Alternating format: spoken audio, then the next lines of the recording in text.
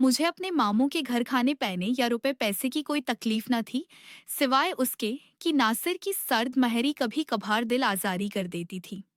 ताहम मैं यही समझती थी कि कभी न कभी वो राबिया की याद को दिल से भला ही देगा, क्योंकि अब वो उसकी हो नहीं सकती थी। मेरी सास का ख्याल था कि जब बच्चे होंगे तो नासिर के दिल में मेरे लिए मोहब्बत पैदा हो जाएगी। साल बाद अल्लाह ने हमें एक बेटा दिया। सब घर वाले खुश थे, मेरे मैके वाले भी और ससुराल वाले भी। नासिर भी बज़ाहिर खुश नजर आता था, मगर उसके मिजाज में जो बेजारी जहर की तरह रच बस गई थी, वो अब भी बाकी थी।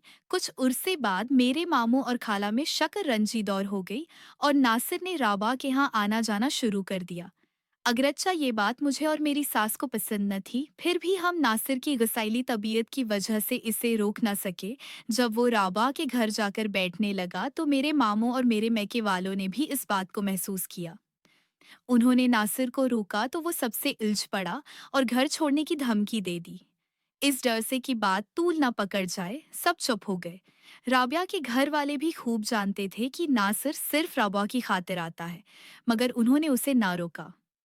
अल्टा राबा की अम्मी उसकी ज्यादा आओ भगत करने लगे। मेरी अम्मी जानती थीं कि वो ऐसा क्यों कर रही हैं, क्योंकि अम्मी ने मेरा रिश्ता नासिर को दिया था। अब वो इंतकामन उसे अपने घर बैठाए रखती थी, क्योंकि इस बात से मुझे तकलीफ होती थी। भला कौन सी बीवी चाहेगी कि उसका शौहर अपनी साबिका मंगेतर और महबूबा के घर बैठा रहे। अब नासिर का रवैया मुझसे मजीद खराब हो चुका था। वो मुझसे कलाम तक करना पसंद नहीं करता था। मैं अंदर ही अंदर घलती जा रही थी। वो आफस से आकर खाने के बाद आराम करने के बजाय राबिया के घर चला जाता और रात गए इस वक्त वापस आता जब सब सो चुके होते। सभी को खबर हो गई थी कि राबिया और नासिर का रोमांस है, दोबारा शुरू हो गया है। आमी ने जाकर खाला जान से एहतजाज किया, यहाँ तक कि मैंने खुद राबिया के वालिद से फरियाद की, मगर उन्होंने हमारी किसी बात को कोई अहमियत न दी।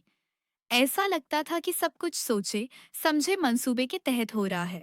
जब मैंने नासिर से खुलकर एहतजाज किया तो उसने मुझ पर हाथ उठा लिया। बात बढ़ गई और उम्मी मुझे आकर अपने घर ले